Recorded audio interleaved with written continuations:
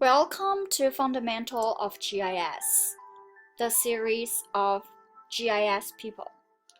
Today we are going to talk about a very important female GIS related person. Her name is Rita Colwell, scientist. Dr. Rita Colwell is one of the world's most distinguished scientists. She has authored or co-authored 16 books and more than 600 scientific publications and produced the award-winning film Invisible Seas. She has also received 26 honorary degrees from institutions of higher education and a geological site in Antarctica.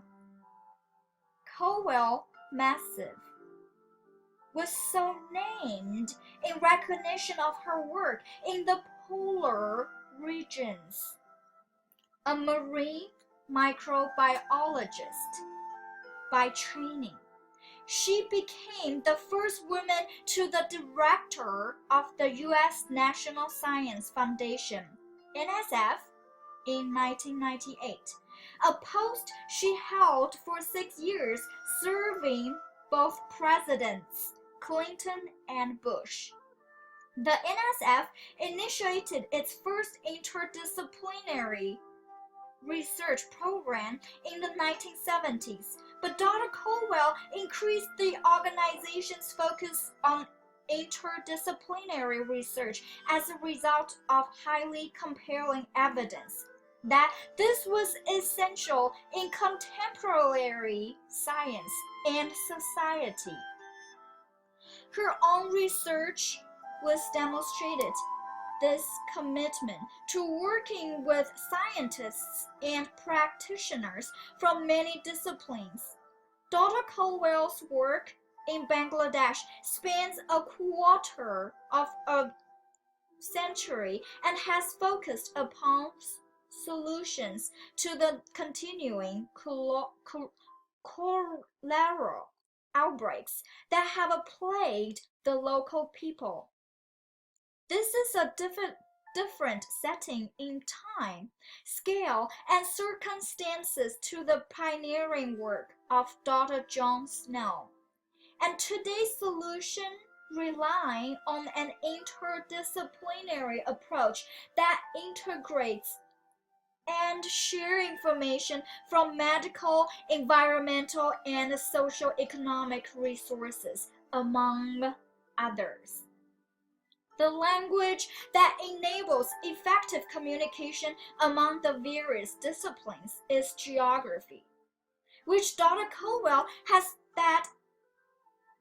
described as the ultimate, original, multi-disciplinary language through which data led to wisdom. It is by bringing together and analyzing data from many sources that geography, articulated through GIS, contributes to science and technology that improves the human condition.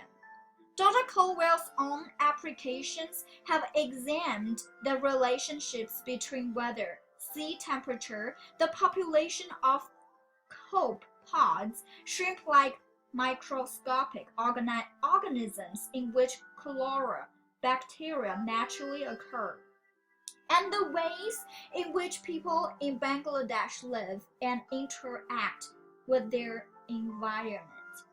This enabled her to devise simple interventions that have helped to reduce seasonal cholera outbreaks by nearly 50%, such as filtering water with a folded piece of cloth, typically used in making women's clothing, to reduce the numbers of copepods and other particulates.